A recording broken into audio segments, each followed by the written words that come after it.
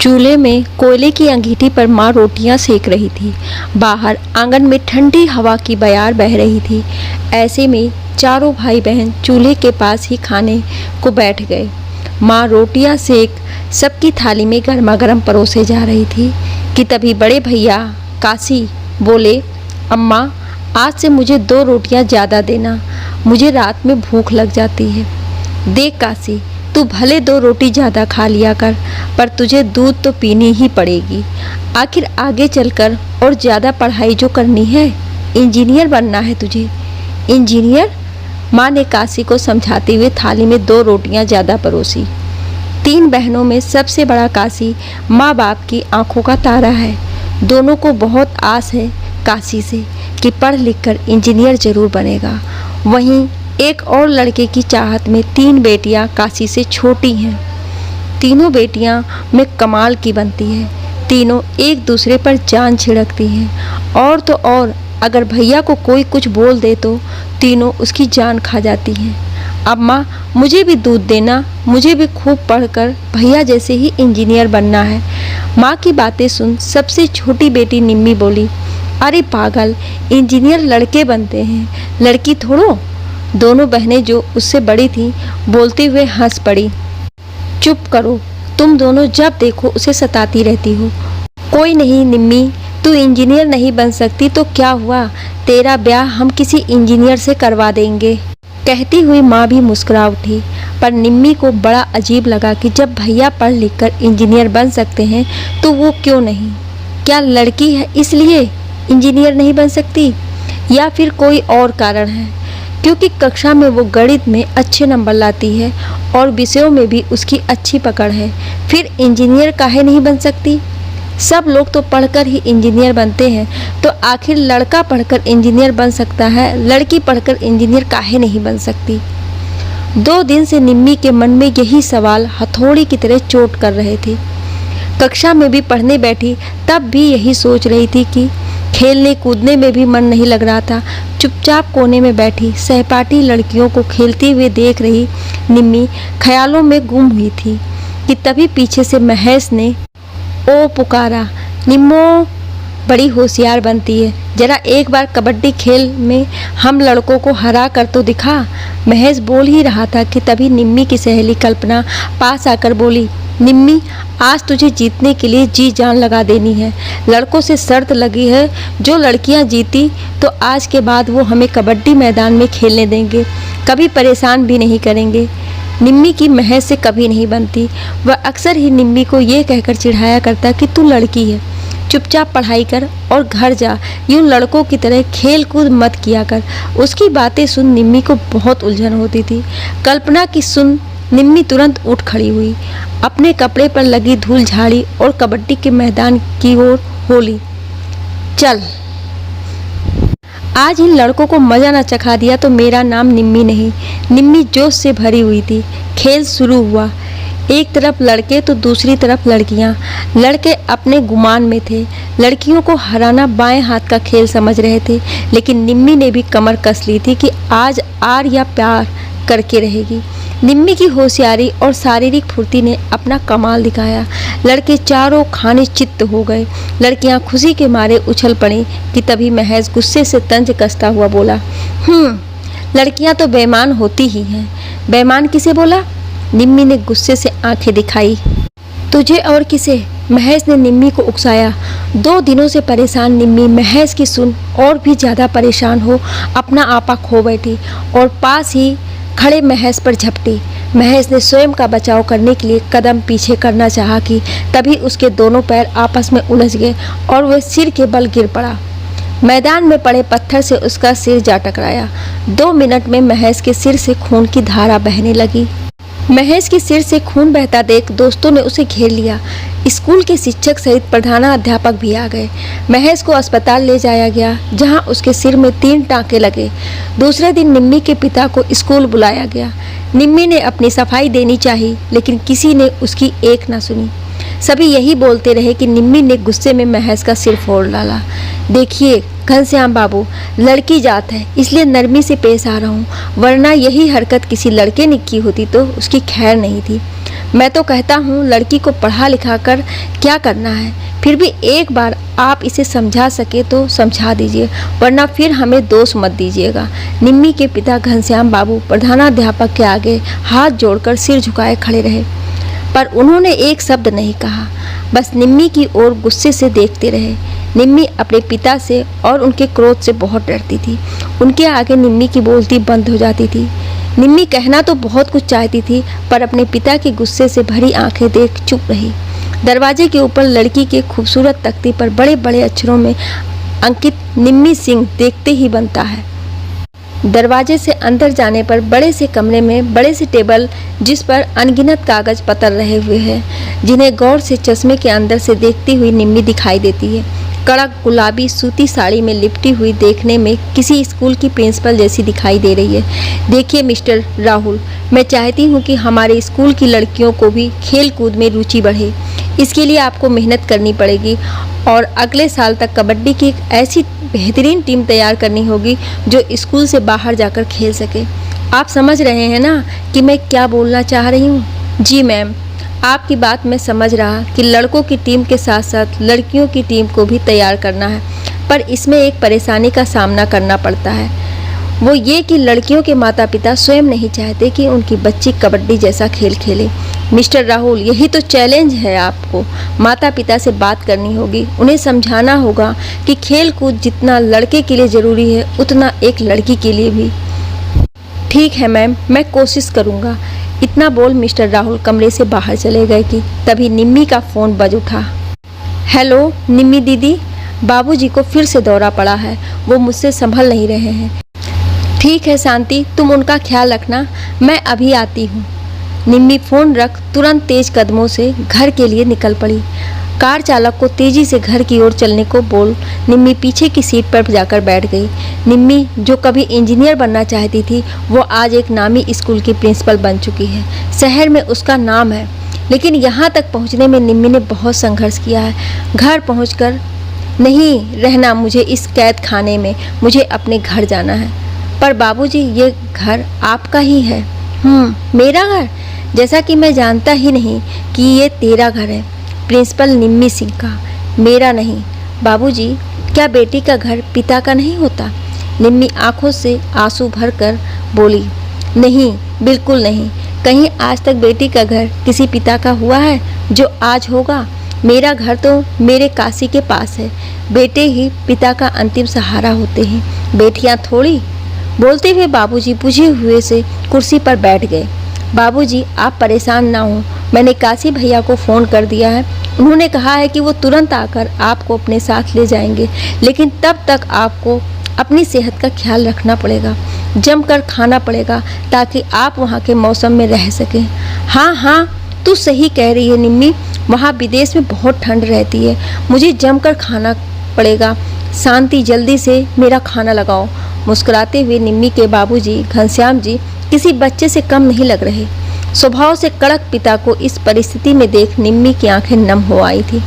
निम्मी 2 साल से एक नहीं, 2 नहीं, बल्कि अनगिनत बार बाबूजी से झूठ बोल चुकी है कि काशी भैया उन्हें अपने साथ विदेश ले जाने आने वाले नहीं हैं। आखिर निम्मी करे भी तो क्या?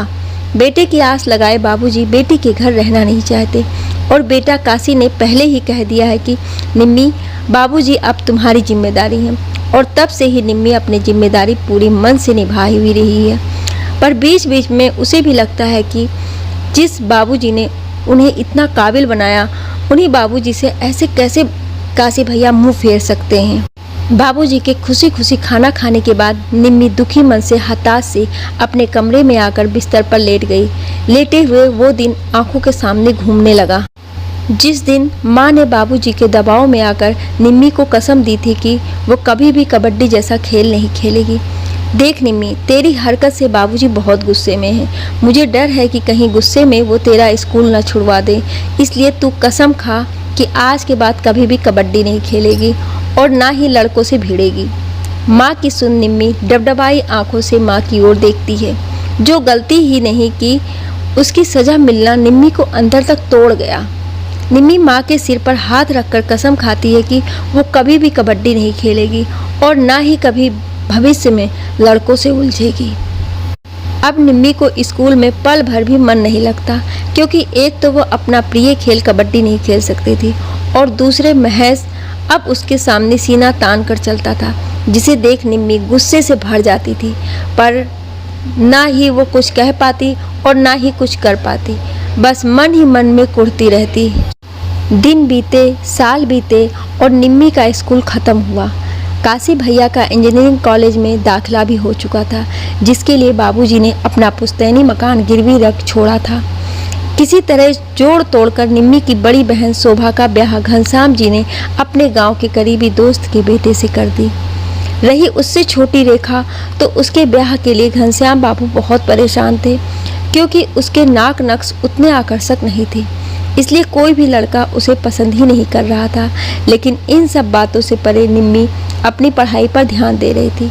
निम्मी जानती थी कि जब तक रेखा दीदी की शादी नहीं हो जाती, उसके पास पढ़ने का समय है। अगर एक बार रेखा दीदी की शादी हो गई, फिर बाबूजी मेरी शादी के पीछे पड़ जाएंगे। निम्मी जोर शोर से इंजीनियरिंग की तैयारी कर रही थी। इसी बीच रेखा दीदी की शादी तय हो गई। रेखा का होने वाला पति छगन एक नंबर का निकम्मा था। ना कोई नौकरी करता था, ना ही कोई अपना कारोबार। पिता सरकारी दफ्तर में काम करते थे, बस उसी पैसे पर उसका गुजारा चलता। रेखा को ये रिश्ता बिल्कुल भी पसंद नहीं था, पर बाबूजी के आगे किसकी हिम्मत थी कि वो मुंह खोल सके। रेखा भी कुछ ना बोली, पर उसने अपने मन की करने की ठान ली थी। बारात दरवाजे पर खड़ी थी। सभी बाराती नाचने में मगन थे। घर के बड़े बुजुर्ग सभी बारात के स्वागत के लिए मुख्य दरवाजे पर खड़े थे। छत पर से दुल्हन की सहेलियां समेत रिश्तेदार आदि दूल्हे की एक झलक देखने के लिए व्याकुल थे। कमरे में दुल्हन के जोड़े में अकेली बैठी रेखा अचानक से उठ खड़ी हुई और फिर पलंग के नीचे से एक बैग निकाला, जिसमें रेखा के स्वयं के कपड़े थे। बैग हाथ में थाम रेखा घर के पिछले दरवाजे से तेजी से सबकी नजरें बचाकर बाहर निकल आई। थोड़ी देर चलने के बाद उसे मोटरसाइकिल पर एक लड़का दिखाई दिया, जिसे देख रेखा मुस्कुरा उठी और मोटरसाइकिल पर सवार होकर चली गई। जाते हुए रेखा ने पीछे मुड़कर देखा तो आसमान में आतिशबाजी की रोशनी से आंखें चौधिया गई और फिर उसने दोबारा घर की ओर देखने की हिम्मत नहीं की। रेखा जानती थी जो वो कर रही है वो बहुत गलत है, पर वो ये भी जानती थी कि जात पात पर विश्वास करने वाले बाबूजी रमेश प्रेमी से ब्याह करवाने के लिए कभी भी तैयार नहीं होंगे और बाबूजी की मर्जी पर चलकर वह अपनी ज़िंदगी बर्बाद नहीं करना चाहती थी। इसलिए रमेश, जो कि रेखा को बेहद प्रेम करता था, उसके साथ भागने को तैयार हो गई। रेखा को घर में ना पाकर पूरे घर में कोहराम मच गया था। सभी हक्के बक्के से एक दूसरे को देख रहे थे। निम्मी की माँ रो रो कर अधमरी सी बिस्तर पर बिखरे रेखा के गहनों के साथ उसकी चिट्ठी देख अपने होश खो रही थी। सबसे बड़ी बात थी कि रेखा पिता के घर से एक दमड़ी भी नहीं ले गई थी। शादी के लिए बनवाए गए गहने भी उसने जस के तस वहीं बिस्तर पर रख दिए थे। वहीं दूसरी ओर घनश्याम बाबू अपने सिर पर हाथ रख हताश से बैठे थे। उनकी समझ ने जैसे उनकी मस्तिष्क का साथ ही छोड़ दिया था। दूल्हा बना छगन मंडप में बैठ चुका था। पंडित जी ने दुल्हन को लाने के लिए 4 बार बुलावा भेजा, पर कोई क्या करे, क्या जब दुल्हन ही नदारत हो। घनश्याम बाबू समझ गए कि आज उनकी बेटी ने उनकी नाक कटाने में कोई कसर नहीं छोड़ी है। यही सोच वह लड़के के पिता के चरणों में गिर पड़े। मुझे माफ़ कर दीजिए प्रकाश जी, क्या सोचा था और क्या हो गया। मैं बहुत शर्मिंदा हूँ। मेरी बेटी घर से भाग गई है, अब ये शादी नहीं हो सकती। बोलते हुए घनश्याम बाबू लगभग फपक कर रो पड़े।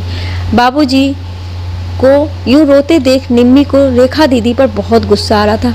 बाबूजी को रोते देख निम्मी भी रो पड़ी। निम्मी की सिसकियां सुन लड़के के पिता निम्मी की ओर आशा भरी नज़रों से देख बोले, घनश्याम बाबू, आप चाहें तो बारात बैरंग वापस नहीं लौटेगी। मेरे कहने का अभिप्राय है कि रेखा की जगह अगर निम्मी मेरे बेटे की दुल्हन बन जाए तो आपकी और मेरी दोनों की इज्जत बच जाएगी। अगर आपको सही लगे तो। लड़के के पिता प्रकाश जी के मुख से इतना सुनते ही घनश्याम बाबू का चेहरा एकाएक चमक उठा, जैसे प्रकाश जी ने मुंह मांगी मुराद पूरी करती हो। घनश्याम बाबू तो स्वयं चाहते थे कि रेखा के ब्याह के बाद तुरंत निम्मी का ब्याह भी कर दिया जाए। वह जल्द से जल्द बेटियों को ब्याह कर अपनी जिम्मेदारी से मुक्त होना चाहते थे। इसलिए अपने आंसू पोंछ उन्होंने निम्मी की ओर देखा और पत्नी को बोले, निम्मी की माँ, बेटी को तैयार करो। आज एक बेटी इज्जत खराब की तो क्या हुआ, दूसरी बेटी हमारी इज्जत बचाएगी। घर में इतना बड़ा फैसला ले लिया गया और निम्मी से एक बार भी उसकी मर्जी नहीं पूछी गई और निम्मी भी ये सोचकर चुपचाप मंडप में बैठ गई कि वो आज अपने पिता की इज्जत बचाकर बहुत महान कार्य करने जा रही है। लेकिन उसे बहुत जल्दी ही समझ आने वाला था कि ये महानता उसकी ज़िंदगी का रूप बदलने वाली थी। ये समझौता उसके सारे सपने तोड़कर रख देने वाला था, उसके मन को कड़वाहट से भर देने वाला भी था। ब्याह के बाद निम्मी ससुराल आ पहुंची। निम्मी जैसी बहू पाकर सास ससुर और सब से बढ़कर पति छगन बहुत खुश थे, क्योंकि देखने में निम्मी रेखा दीदी से भी अच्छी थी। निम्मी जिसने पिता की मर्जी के आगे अपने सपनों की आहुति दे दी थी, वह भी अब ससुराल वालों को अपना बनाने की जद्दोजहद में लग गई। शादी के बाद निम्मी के सपने अब दम तोड़ चुके थे। पति छगन को भी बस दैहिक सुख से मतलब रहता था। उसे निम्मी की रोजमर्रा की जरूरतों से भी कोई लेना देना नहीं था। छोटी सी छोटी जरूरतों के लिए भी निम्मी को सास ससुर के सामने हाथ फैलाना पड़ता। 2 साल की शादी में निम्मी बहुत ज़्यादा टूट चुकी थी। कहीं ना कहीं अब उसे रेखा दीदी का फैसला सही लगने लगा था। निम्मी की गोद अभी तक सूनी थी, इसके लिए आए दिन सास और पति के ताने सुनने पड़ते थे, पर निम्मी को समझ नहीं आता कि वो करे तो क्या करे। ताने जब हद से ज़्यादा बढ़ जाते तब कभी कभी चिढ़ में निम्मी बोल देती कि भगवान ने सही किया है, जिसका पति कमाता ना हो उसकी पत्नी निसंतान ही रहे तो भला है। एक दोपहर निम्मी सब्जी मंडी गई हुई थी। गर्मी काफ़ी थी। निम्मी का गला प्यास से सूखा जा रहा था कि तभी गर्मी के कारण चक्कर खाकर गिर पड़ी। सामने से आ रही एक कार ने जल्दी से ब्रेक लगाया, नहीं तो निम्मी कार के नीचे आने ही वाली थी। कार में एक दंपत्ति बैठे थे। वो फटाफट कार से नीचे उतरे और निम्मी को सहारा देकर कार में बिठाया। तब तक निम्मी होश में आ चुकी थी। कार में सवार दंपत्ति कोई और नहीं बल्कि रेखा और रमेश थे, जिन्हें राजी खुशी देख निम्मी के चेहरे पर हल्की मुस्कान तैर गई। निम्मी, मुझे माफ़ कर दे, मेरे किए का भुगतान तुझे करना पड़ रहा है। मैं तेरी गुनहगार हूँ। रेखा ने नम आंखों से बोलते हुए अपनी नज़रें नीची कर ली। ये देख निम्मी हल्के से दीदी का हाथ अपने हाथों में लेकर बोली, दीदी, तुमने जो किया बिल्कुल सही किया। तुम्हारा फैसला बिल्कुल सही था। गलत फैसला तो बाबूजी ने किया था। पहले आपकी शादी उस छगन से तय करके और बाद में मेरी शादी उससे करवाकर। आज मैं आपके लिए बहुत खुश हूँ। आप और जीजू दोनों नौकरी कर रहे हैं और जीजू से आपको भरपूर सहयोग मिल रहा है। इससे बड़ी बात और क्या हो सकती है। सही कह रही, मैं अपने जीवन और जीवन साथी से बहुत खुश हूँ। बस बाबूजी एक बार माफ़ कर देते और तेरे जीवन को एक सही दिशा मिल जाती तो जीवन में और कोई दुख नहीं रहता। दीदी, तुम बाबूजी की चिंता मत करो। बाबूजी की सोच को कोई नहीं बदल सकता, इसलिए तुम इन सब बातों से अपना जी छोटा मत करो। और रही बात मेरी, तो मेरे भाग में जो लिखा था वही मिला है। निम्मी, तू चाहे तो अभी भी कुछ नहीं बिगड़ा। मैं तेरा साथ देने को तैयार हूँ। बस एक बार तू हाँ कह दे। तेरी पढ़ाई का सारा खर्च मैं उठाऊँगी। दीदी, रहने दो। मेरे ससुराल वाले मेरी पढ़ाई को लेकर कभी हाँ नहीं कहेंगे। अब तो उसी दलदल में जीना है और उसी दलदल में मरना है। मायूसी भरे लहजे में बोलती हुई निम्मी अपने घर की ओर चल पड़ी और इधर रेखा दीदी आंखों में पानी लिए निम्मी को ओझल होने तक देखती रही। निम्मी शारीरिक रूप से कभी मां नहीं बन सकती थी। इस बात की पुष्टि डॉक्टर करते ही छगन के माता पिता बेटे की दूसरी शादी के लिए बेचैन होने लगे थे। और एक दिन वही हुआ जिसका निम्मी को डर था। छगन ने माता पिता की सहमत से दूसरी शादी कर ली। निम्मी ने उस दिन बहुत बवाल मचाया, लेकिन जो हो चुका था उसे वह बदल नहीं सकती थी। ससुराल वालों ने साफ साफ कह दिया कि यहाँ रहना है तो 2 वक्त की रोटी खाओ और शांति से रहो, वरना जहाँ चाहे चली जाओ। इतने समय से सब कुछ झेलने के बाद भी निम्मी का ससुराल और पति के प्रति मोह भंग नहीं हुआ था, पर सौतन के आने के बाद उसे अपना जीवन निरर्थक सा प्रतीत होने लगा। निम्मी अब एक पल भी ससुराल में नहीं रहना चाहती थी। बहुत सोच विचार करने के बाद उसने तय किया कि वह रेखा दीदी की सहायता लेगी। निम्मी बिना किसी से कुछ बोले एक दिन मायके चली आई। घनश्याम बाबू तो निम्मी के ससुराल वालों पर कार्रवाई करना चाहते थे, लेकिन निम्मी ऐसा कुछ भी नहीं चाहती थी। उसे दोबारा से उस दलदल में जाने के नाम से ही दहशत होने लगी थी। निम्मी ने ससुराल वालों पर कोई कार्रवाई नहीं की। चुपचाप छगन से तलाक लेकर अपनी पढ़ाई लिखाई का पूरा ध्यान लगा दिया। निम्मी की पढ़ाई का सारा खर्च रेखा दीदी और काशी भैया ने उठाया। काशी भैया की एक बड़ी कंपनी में अच्छी खासी तनख्वाह पर नौकरी लग गई थी। निम्मी जो कभी इंजीनियर बनना चाहती थी, उसने अपना रास्ता बदल लिया और एक शिक्षिका बनने की राह पर चलने लगी। शिक्षा के क्षेत्र में डिग्री मिलने के बाद निम्मी करीब 5 साल तक एक स्कूल में पढ़ाती रही और स्वयं आगे पढ़ती भी रही। इसी दौरान उसकी मुलाकात एक पुराने मित्र से हुई जो अपना एक स्कूल खोलना चाहता था। शिक्षा को लेकर निम्मी ने उसने एक जुनून सा देखा, जिससे प्रभावित होकर उसको प्रिंसिपल के रूप में कार्यभार संभालने का प्रस्ताव रखा। निम्मी को एक राह मिल गई और आज 7 साल से निम्मी प्रिंसिपल के पद पर कार्यरत है और भली भांति कार्य भी कर रही है। पिछली जिंदगी भूलकर निम्मी आज बहुत खुश है, क्योंकि उसके जीवन को एक नई दिशा मिल गई है। पर एक जगह जहां आकर वह आज भी लाचार सी हो जाती है, वह है निम्मी के बाबूजी घनश्याम जी। रेखा के घर से भागने के बाद माँ बीमार रहने लगी थी और एक दिन स्वर्ग सिधार गई। वहीं पत्नी के गुजरने के बाद भी घनश्याम जी ने रेखा को उसके किए के लिए आज तक माफ़ी नहीं दी। बड़ी बेटी जिसे घनश्याम जी ने गांव में ब्याह दिया था, वह अब इस दुनिया में नहीं थी। ससुराल वालों ने बस उसकी मौत की खबर भेजी थी। ये भी पता नहीं चल पाया कि उसकी मौत आखिर कैसे हुई, और ना ही घनश्याम बाबू ने जानने की कोशिश भी की। बेटा काशी अब विदेश में जा बसा है और बाबूजी को अपने साथ नहीं रखना चाहता। उसने निम्मी के ऊपर बाबूजी की जिम्मेदारी सौंपी है, पर बाबूजी को बेटे के सिवा कुछ दिखाई नहीं देता। घनश्याम बाबू दिन रात बस एक ही रट लगाए रहते हैं कि उन्हें काशी के पास विदेश जाना है, और निम्मी झूठ पर झूठ बोलती रहती है। जैसे जैसे उम्र बीत रही थी, घनश्याम बाबू की दिमागी हालत भी कुछ ठीक नहीं रहती थी। कब गुस्सा हो जाए और कब खुश, इसका अंदाज़ा लगाना मुश्किल था। जैसा कि घनश्याम बाबू बेटे के पास जाने के लिए मरे हुए थे, उन्होंने एक शाम चुपके से अपने किसी दोस्त से बोल दिल्ली तक की फ़्लाइट की टिकट बुक करा ली। उसके आगे जाने के लिए ना तो उनके पास वीज़ा थी और ना ही टिकट। रात की फ़्लाइट थी। घनश्याम बाबू ने किसी को भी भनक तक लगने नहीं दी। निम्मी भी स्कूल के काम के सिलसिले में शहर से बाहर गई हुई थी। मौका देख घनश्याम बाबू ने जल्दी से सामान से भरा एक बैग उठाया और फिर पहले माले के बालकनी से सटे एक खंबे के सहारे घर से बाहर निकल गए, क्योंकि मुख्य दरवाजे पर ताला लटक रहा था और वहीं पास में शांति सो रही थी। बेटे के पास जाने की इच्छा इतनी तीव्र थी कि घनश्याम बाबू जोखिम उठाने को तैयार थे। 2 घंटे बस का सफ़र करने के बाद घनश्याम बाबू रांची एयरपोर्ट पर पहुँचे। दिल्ली की उड़ान में अभी 4 घंटे का समय शेष था। घनश्याम बाबू बहुत खुश थे। तभी उन्हें एहसास हुआ कि उन्हें जोरों की भूख लगी है। बैग में 2 बिस्किट के पैकेट घनश्याम बाबू ने 2 दिन पहले ही रख दिए थे। लिहाजा घनश्याम बाबू बैग का चैन सरका बैग में हाथ डाल बिस्कुट का पैकेट खोजने लगे। पर ये क्या, बैग में तो ना बिस्कुट के पैकेट थे और ना घनश्याम बाबू के कपड़े। उसके अंदर निम्मी के हाथ पुराने कपड़े और उसकी 2-4 डायरी पड़ी थी।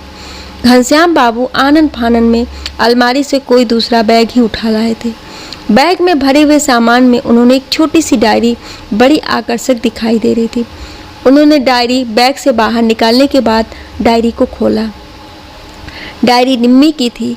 डायरी में लिखा एक एक अक्षर निम्मी के अपने शब्द थे, जिसे पढ़ घनश्याम बाबू की आंखें नम हो गई थी। डायरी के पहले पन्ने पर शीर्षक लिखा था, काश मैं बाबूजी का बेटा होती। 2 आंखें राह देख रही हैं, जिनका कैसे समझाऊं कि नहीं आएंगे वे और ना ही अपने साथ ले जाएंगे। कब तक झूठ बोलती रहूं? कभी कभी मन मेरा बहुत बेचैन हो उठता है जब वो खाना नहीं खाते, बच्चों की तरह जिद कर बैठते हैं। तब दिल करता है कि सब कुछ बता दूं कि जिस बेटे को आप सहारा समझ रहे हो, आपको बेसहारा छोड़ गया है। पर उम्मीद का दामन थामे बाबूजी कि बेटे से जो आशाएं हैं उसे तोड़ने का साहस नहीं जुटा पाती। नहीं बोल पाती कि पराए देश ने भैया को पराया बना दिया है। भगवान क्यों बनाया मुझको बेटी? काश मैं बाबूजी का बेटा होती। मेरी उपलब्धियां देख मुझे नाज है तुम पर, कहे वे भी इतराते और मैं फूली नहीं समाती। हाँ, काश मैं बाबूजी का बेटा होती। दूसरे पन्ने पर इस बात की तसल्ली है कि नहीं हूँ मैं बाबूजी का बेटा। जो मैं बेटा होती तो शायद मैं भी काशी भैया जैसी होती, छोड़ पिता को देश में परदेश जा बसती, भूल जाती पिता के त्याग और बलिदान को। मैं तो एक प्रिंसिपल, बाद में पहले बाबूजी की बेटी हूँ। वो बेटी जो बाबूजी के बुढ़ापे की लाठी है और हमेशा हमेशा रहेगी। इधर घर पर बाबूजी को ना पाकर शांति के माथे पर पसीने की बूंदें उभर आई। अनहोनी की सोच दिल जोरों से धड़क उठा। शांति ने निम्मी को फ़ोन लगाया। बाबूजी घर में नहीं है। ये सुन निम्मी के भी होश उड़ गए। शांति, तुम क्या कह रही थी? तुम्हारे होते हुए आखिर बाबूजी घर से बाहर निकले कैसे? दीदी, मेरी समझ में तो कुछ नहीं आ रहा है। दरवाजे पर ताला जड़ा था, फिर बाबूजी कैसे चले गए? शांति, एक बार और पूरे घर को अच्छी तरह खंगालो, शायद कहीं छत पर टहलने चले गए हों। क्या बोल रही है दीदी? बाबूजी तो कभी भी छत पर टहलने नहीं जाते, फिर भी आप कह रही हैं तो एक बार देख लेती हूँ। शांति दौड़कर छत पर गई और वहाँ बालकनी से लटकी साड़ी जो खंभे से बंधी थी देखकर समझ गई कि बाबूजी उसी रास्ते से होकर भागे हैं। सारी बातें सुनकर निम्मी को समझ आ गया था कि बाबूजी जरूर काशी भैया के पास जाने के लिए घर से भागे हैं। निम्मी को घर पहुंचने में अभी समय था, फिर भी उसने फ़ोन पर जान पहचान वालों से पूछताछ करनी शुरू कर दी थी, पर किसी ने भी बाबूजी को घर से बाहर निकलते देखा ही नहीं था। लिहाजा कोई कुछ भी नहीं जानता था। किसी तरह शाम तक निम्मी शहर पहुंच चुकी थी। घर जाने के बजाय स्थानीय थाने में पहुंची और रिपोर्ट दर्ज कराई। नम आंखें लिए निम्मी घर पहुंची कि दरवाजे पर बाबूजी को देख चौंक गए। आ गई बेटा, जाओ जाकर हाथ मुंह धोकर फ्रेश हो जाओ, आज हम दोनों साथ खाना खाएंगे। घनश्याम बाबू निम्मी के घर पहुंचने से पहले ही घर पहुंच चुके थे और बिल्कुल सहज भी लग रहे थे। फिर भी निम्मी अपने आंसू बहने से रोकने का प्रयास करती हुई बोली, बिना कुछ बताए कहाँ चले गए थे आप? मालूम है मैं कितना परेशान थी, आपके सिवा मेरा है ही कौन? आपको कुछ हो जाता तो? बोलती हुई निम्मी फपक कर रो पड़ी। बेटी को यूँ रोता देख घनश्याम जी भी रो पड़े और आगे बढ़कर निम्मी को सीने से लगाकर चुप कराने की कोशिश करने लगे, पर जो कुछ भी उन्होंने किया वह सब मुंह से नहीं बता पाए। निम्मी ने भी ज़्यादा जोर नहीं दिया। 2 दिन बाद जब घनश्याम बाबू के घर से भाग जाने की खबर उस दोस्त तक पहुंची जिसने घनश्याम बाबू को टिकट बुक कराकर दी थी, तब उसने निम्मी को सारी बात बता दी। तब निम्मी को समझते देर न लगी कि बाबूजी काशी भैया के पास जाने के लिए घर से भागे थे, पर बाबूजी वापस घर क्यों लौट आए ये सब निम्मी नहीं जानती थी। एयरपोर्ट पर जब घनश्याम बाबू ने निम्मी की डायरी पढ़ी तब उन्हें अपने लाडले बेटे की सोच पर विश्वास नहीं हो रहा था। इसलिए किसी तरह उन्होंने अपनी पॉकेट डायरी में से बेटे का नंबर निकाला और एयरपोर्ट के अंदर से ही फ़ोन लगाया। करीब 10 मिनट तक रिंग होने के बाद काशी ने फ़ोन उठाया। हेलो काशी बेटा, कैसे हो? तुम्हारे लिए एक अच्छी खबर है, मैं आज तुम्हारे पास रहने आ रहा हूँ, हमेशा हमेशा के लिए। पिता के मुंह से इतना सुनते ही काशी का पारा बढ़ गया और लगभग चिल्लाते हुए बोल पड़ा, आपका दिमाग खराब हो गया है यहाँ आकर? आप क्या करेंगे? ना तो यहाँ की भाषा समझ आएगी और ना ही मौसम रास आएगा। ऐसे में बीमार पड़ने से कोई नहीं बचा सकता। अब आप बताइए कि परदेश में मैं नौकरी छोड़कर आपकी देखभाल कैसे कर पाऊँगा? इसलिए जहाँ हैं वहाँ शांति से रहें, इसी में सभी की भलाई है। बेटे की सुन इससे पहले कि घनश्याम बाबू कुछ बोलते काशी ने फ़ोन कट कर दिया। उस दिन के बाद से अब घनश्याम बाबू कभी भी बेटे के पास जाने की जिद नहीं करते। उनके स्वभाव में भी काफ़ी बदलाव आया है। बेटे ने दिल तोड़ा जरूर है, लेकिन इस बात की तसल्ली घनश्याम बाबू को है कि निम्मी ने इस बात का एहसास कभी नहीं कराया। आज रविवार है। निम्मी सुबह सुबह तैयार होकर घर से बाहर निकलने को है कि तभी श्याम बाबू निम्मी को तैयार देख आश्चर्य से बोले, आज भी स्कूल जाना है? नहीं बाबूजी, वो हमारे स्कूल की लड़कियों का दूसरे स्कूल की लड़कियों के साथ आज कबड्डी का मैच है, बस उसी के लिए जा रही हूँ। वाह, कबड्डी का मैच और वो भी लड़कियों का? सुनने में बहुत रोचक लगता है।